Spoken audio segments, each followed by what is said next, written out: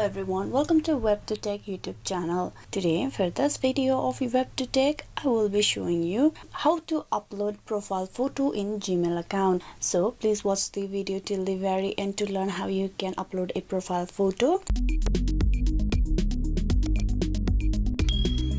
So first of all, to begin the process, tap open the Gmail app. Once you tap open the Gmail app, you need to tap on the profile icon on the top right. Tap on it.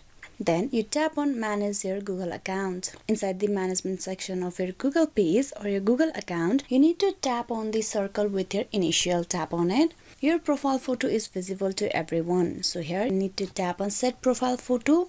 Then you can either take the photo right away or you can choose from your gallery. Choose photo. Now from here you can upload the picture for your Gmail account. Tap open that. Here you can make some edits. Then tap on accept. And with that, your profile photo has been set to your Google account.